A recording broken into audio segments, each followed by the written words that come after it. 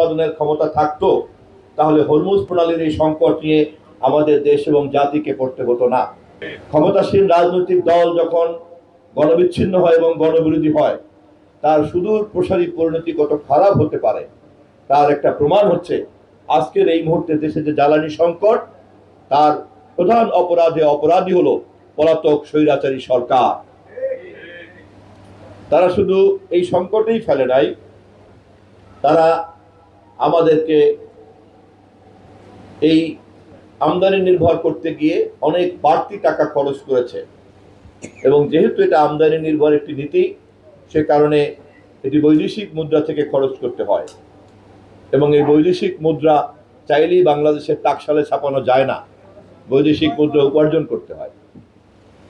আমরা গার্মেন্টস এবং রেমিটেন্স ছাড়া আমাদের এখানে বৈদেশিক মুদ্রা উপার্জন করার তেমন কোনো সুযোগ নাই। অন্যান্য কয়েকটা আইটেম খুব সামান্য আমরা রপ্তানি করি, ফলে এই রপ্তানি আয় রেমিটেন্সই আমাদের একমাত্র ভরসা। এরকম একটা সমস্যা মোকাবেলা করার জন্য ক্যাবিনেটের প্রথম বৈঠকে যখন আমরা বসেছি, তখন থেকেই আমরা এটা নিয়ে কাজ করছি। আমাদের জন্য অনেক উদ্বেগের বিষয়, এই জাতীয় সংকট মোকাবেলা করার পরপরই আমাদের শিশুরা হামে আক্রান্ত হয়ে পড়েছে। একটা দায়িত্বশীল সরকার হিসাবে আমাদেরকে আমাদের শিশুদেরকে এই নিরাপত্তা দেওয়ার দায়িত্ব অধিকার আমাদের। বিগত দিনে যে সরকাররা দায়িত্ব পালন করেছে, তারা এই টিকাদান কর্মসূচিকে যথাযথভাবে পরিচর্যা করে নাই, এবং সে কারণেই আজকে যখন এটা সংক্রামিত হতে শুরু করলো, তখন তার প্রাদুর্ভাব থেকে আমরা আমাদের শিশুদেরকে রক্ষা দিতে অনেকটাই ব্যর্থ হয়েছি। বাংলাদেশ রাষ্ট্রের স্বাস্থ্য ব্যবস্থার এই ব্যর্থতাকে অর্থনীতির মতো পঙ্গু অর্থনীতির দায়িত্ব যেমন আমরা নিয়েছি, তেমনি এই ভঙ্গুর স্বাস্থ্য ব্যবস্থার দায়িত্ব আমাদের ঘাড়ে পড়েছে। আমরা আমাদের শক্তি দিয়ে আপ্রাণ চেষ্টা করছি আমরা এই ভঙ্গুর রাষ্ট্রীয় কাঠামোকে আমরা নতুন করে মেরামত করতে চাই, এবং সে কারণেই আমরা আগেই ক্ষমতায় আসার আগেই আমাদের নেতা রাষ্ট্র মেরামতের কর্মসূচি দিয়ে রেখেছেন। আমরা সে কারণেই বলেছি, এই রাষ্ট্র এবং এই রাজনীতিকে সংস্কার করতে না পারলে এই সংকট থেকে মানুষকে উদ্ধার করা যাবে না। আমরা আমাদের নেতার নেতৃত্বে এই সংস্কারের কর্মসূচি জাতির সামনে, বিশ্বের সামনে আগেই ঘোষণা করেছিলাম। ক্ষমতা গ্রহণ করার পরে আজ প্রমাণিত হয়েছে যে শুধুমাত্র ক্ষমতায় যাওয়ার জন্যই আমরা সচেষ্ট ছিলাম না। আমরা যেহেতু ক্ষমতাকে জনগণের সেবার কাজে লাগাতে চাই, সে কারণেই দুর্বল রাষ্ট্রের সেই সম্ভাবনাকে আমরা জাতির সামনে আগেই তুলে ধরেছিলাম, এবং তাকে মেরামত করার, তাকে সংস্কার করার প্রতিশ্রুতিও আমরা ঘোষণা করেছিলাম।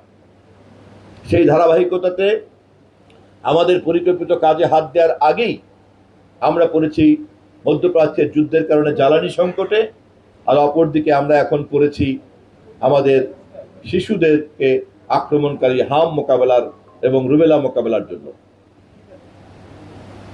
এই প্রেক্ষাপটেই আজকে দেশব্যাপী হাম রুবেলা টিকাদানের ক্যাম্পেইন প্রোগ্রাম চলছে।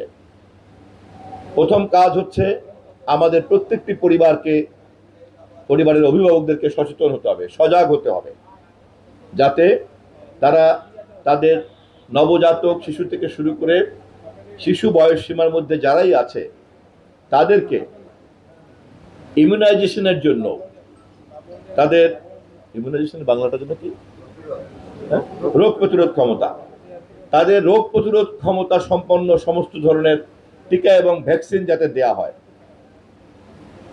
অসচেতন পরিবাররা অনেকে বোঝেন না বা জানেন না, কিন্তু সময় মতো যদি শিশুদেরকে এই রোগ প্রতিরোধের ক্ষমতা সম্পন্ন টিকা ভ্যাকসিনগুলিকে দেওয়া হয়, তাহলে কিন্তু এই সমস্ত রোগের জীবাণু তাদেরকে আক্রমণ করতে পারে না, তার মধ্যে একটা প্রতিরোধ ক্ষমতা তৈরি হয়।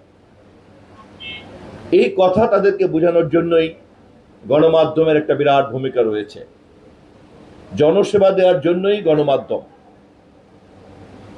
আমি তথ্যমন্ত্রীর দায়িত্ব নেওয়ার পর থেকেই আমি আমার মন্ত্রণালয়ের সকল কর্মকর্তাদেরকে এই বিষয়ে প্রথম দিন থেকেই আমি সজাগ হওয়ার জন্য আহ্বান করেছি, আমাদের দায়িত্ব হলো জনগণকে সেবা দেয়া, তথ্যের সেবা দেওয়া, এবং সেই সকল তথ্যগুলি জনগণের কাছে খুব দ্রুত পৌঁছানো, যেই তথ্যগুলি সে জানলে পরে বর্তমানকে মোকাবেলা করবে এবং ভবিষ্যৎকে মোকাবেলা করার জন্য সে প্রস্তুতি গ্রহণ করতে পারবে।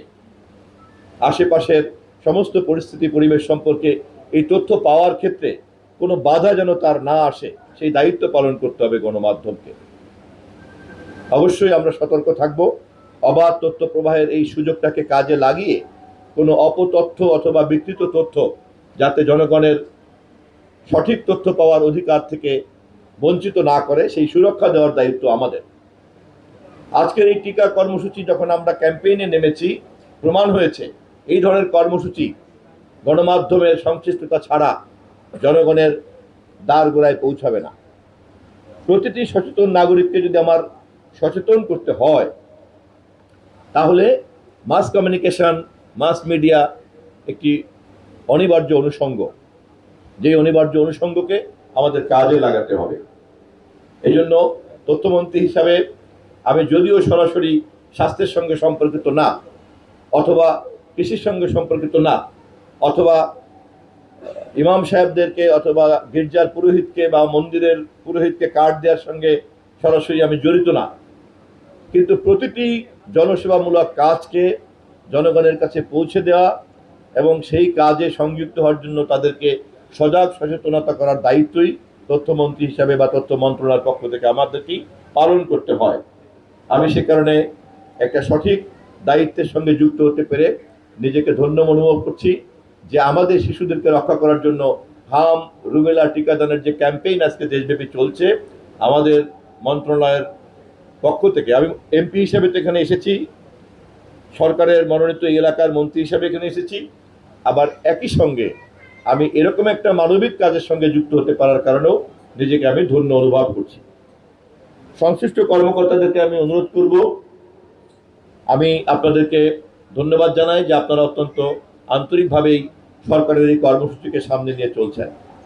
আমাদের স্বাস্থ্যমন্ত্রী ইতিমধ্যেই এই বিষয়ে অনেক পদক্ষেপ নিয়েছেন। গতকালকেও সংসদে আমার সঙ্গে বিষয় নিয়ে তার সঙ্গে বেশ কিছু কথা হয়েছে। আমি আপনাদেরকে অনুরোধ করব, স্বাস্থ্য সংক্রান্ত যত ধরনের সেবা আমাদের এই অঞ্চলে আছে, আপনারা সেই সব বিষয়ে আমাকে, আমার ক্যাবিনেটে আমার উপস্থিতিটাকে আপনারা কাজে লাগানোর চেষ্টা করবেন। আমি যেহেতু একটা নন টেকনিক্যাল লোক, ফলে আপনার সাবজেক্ট আপনি ভালো বুঝবেন, কিন্তু আপনার ডোমেইনে জনগণকে সেবা দেওয়ার কি কি আছে, যেখানে আমি সংশ্লিষ্ট হলে পরে খুব দ্রুত কাজটা হবে অথবা কাজের পরিধি বাড়বে, জনগণের সেবা পাওয়ার পরিধি বাড়বে, সেই কাজটা আমাকে দিয়ে আপনারা করাবেন। আমি আমার নির্বাচনী এলাকার মানুষের সামনে আপনাদের আমি অনুরোধ করে রাখলাম, ধরনের সেবামূলক তৎপরতাকে গভীরভাবে পর্যবেক্ষণ করবেন এবং আমাকে যেখানে যেখানে যুক্ত করা দরকার সেখানে সেখানে আমাকে যুক্ত করবেন। আমি আজকের এই সংকটকালীন সময়ে গভীর শ্রদ্ধার সঙ্গে স্মরণ করছি মরহুম রাষ্ট্রপতি শহীদ জিয়াউর রহমানকে। একজন রাজনৈতিক নেতা, একজন রাষ্ট্রপতি অথবা একজন প্রধানমন্ত্রী তখনই রাষ্ট্রনায়কের রূপান্তরের সঙ্গে জড়িত সকল কর্মকর্তা, বিশেষ করে doctor S M Manzure Elahi, AZ Mostafizur Rahman, doctor S M Manzure Elahi, doctor Shyamal Krishna Mondal, doctor Monirul Alam, doctor Mohammad Lokman Hakim এবং ডাক্তার শাহনাজ বেগম, তারা এখানে উপস্থিত আছেন। উপস্থিত আছেন আমার পাশে সম্মানিত জেলা প্রশাসক মহোদয় এবং সম্মানিত পুলিশ সুপার মহোদয়, আগৈলঝাড়া উপজেলার স্বাস্থ্য কর্মকর্তা, বিশেষ করে ডাক্তার সজীব সহ এখানকার সমস্ত কর্মকর্তা বৃন্দ, আগৈলঝাড়ার পুলিশ কর্মকর্তা, ওসি সাহেব সহ অন্যান্য সংশ্লিষ্ট সকল ব্যক্তিবর্গ, আমার সামনে উপস্থিত সাংবাদিক ভাইয়েরা, প্রিয় এলাকাবাসী, আপনাদের সকলকে আমি সালাম জানাই। আজকের এই টিকা কর্মসূচি হাম নিয়ন্ত্রণের জন্য আমি একটু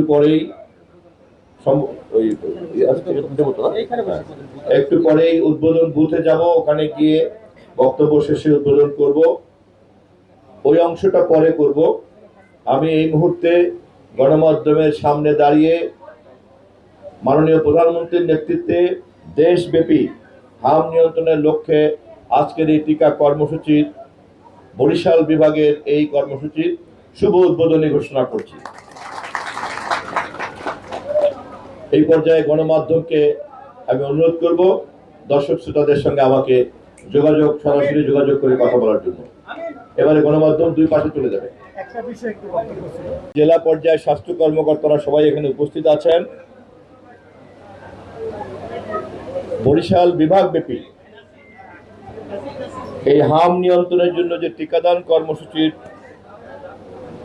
কর্মসূচি নেওয়া হয়েছে দেশব্যাপী, আজকে আমাদের দেশের মাননীয় প্রধানমন্ত্রী তিনি বগুড়ায় এই মুহূর্তে এই কর্মসূচিতে আছেন।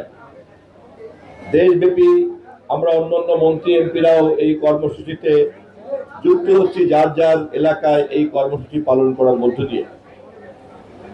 আমি এই অঞ্চলের মন্ত্রী হিসাবে বরিশাল বিভাগের কর্মসূচি উদ্বোধনের দায়িত্ব আমার ঘাড়ে পড়েছে।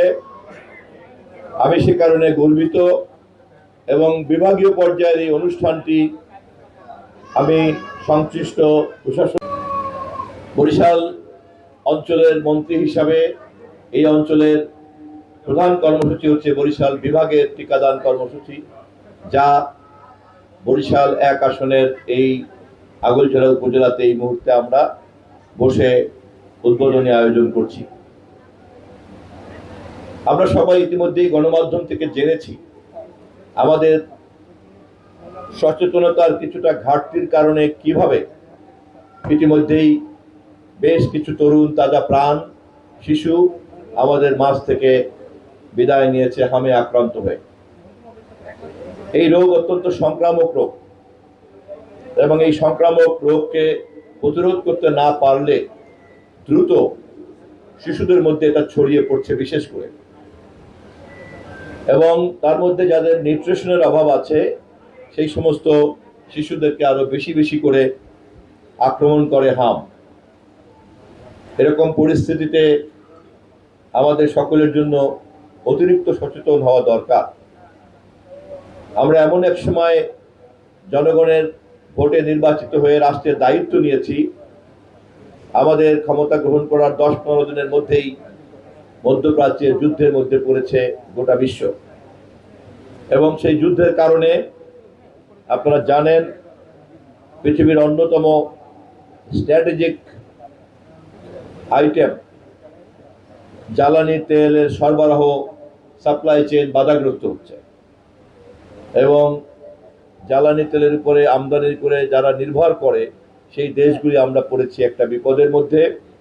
আমাদের দেশকেও জ্বালানি আমদানি করে বিদ্যুৎ উৎপাদন করতে হয়, অন্যান্য কাজ করতে হয়। আমাদের দেশে পর্যাপ্ত পরিমাণ মাটির নিচে গ্যাস থাকলেও বিগত পতিত স্বৈরাচারী সরকার হীন ব্যবসার স্বার্থে তারা গ্যাস উত্তোলন করার কাজে কোনো কর্মসূচি না নিয়ে জ্বালানি আমদানি নির্ভর একটি জ্বালানি নীতি তৈরি করেছিল।